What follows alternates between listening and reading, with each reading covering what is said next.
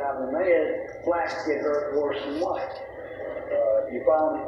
Because obviously sitting around saying, we want to cut taxes, we want to cut this, and we want is much more abstract than even the busing thing. And a hell of a lot more abstract than never knew, you know. Reagan opened his 1980 general election campaign near Philadelphia, Mississippi, where in 1964, 3 young civil rights workers were brutally murdered by white supremacists. Reagan made a sly reference to the enthusiastic white crowd that had come to that notorious site to hear him. I believe in states' rights. States' rights was the term that had long been used to justify first slavery, then segregation. Everyone recognized it as a dog whistle that signaled support for bigotry.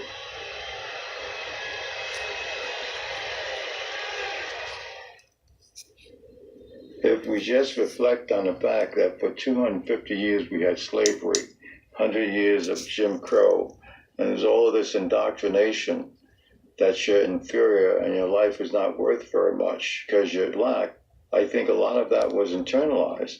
I still see a lot of black people, even professional black people, who internally struggle with feelings of inferiority, that they still have to prove themselves. I know I did that. Poussaint did his psychiatric training at UCLA.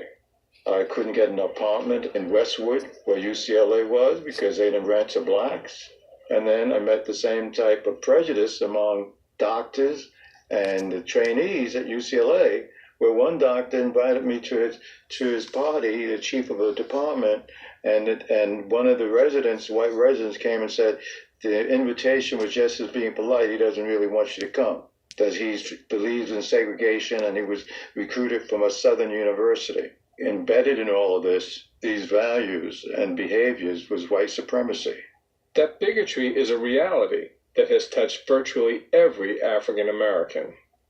Sybil Morrell recalled what it was like when she headed off to Boston to college.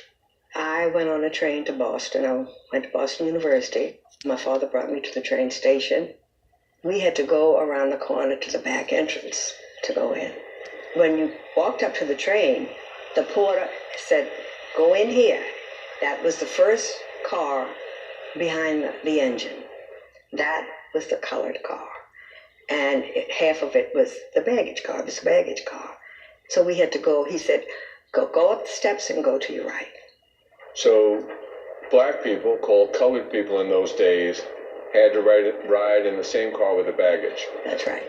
There was a division, but it was half was for baggage and half for colored people. By this time you're of college age. You have a real familiarity with what's going on. How'd you feel?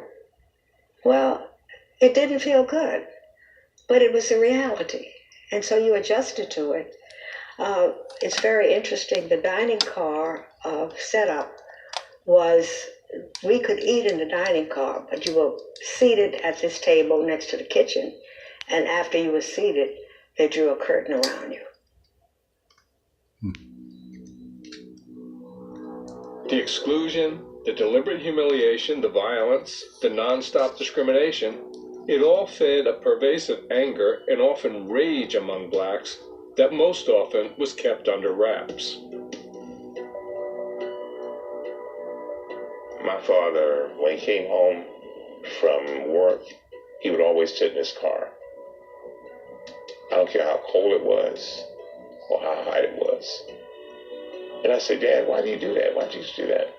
He said, "Because the pain, the racism and stuff I was going through was so rough on me. I wanted to make sure I did not come into my family angry and then take it out on them." I remember my first year as a federal prosecutor, the things that happened in the office, people coming up to you, ask you to type for them, and going into courtrooms, people assuming that you were the court clerk, asking you when the judge is going to come on the bench. And I recall a friend of mine, we were working together, she went to court as a government's attorney, and she's black, and the judge said it'd be great if the government had shown up, because he assumed that she was black. That meant she was the defendant in the case. things like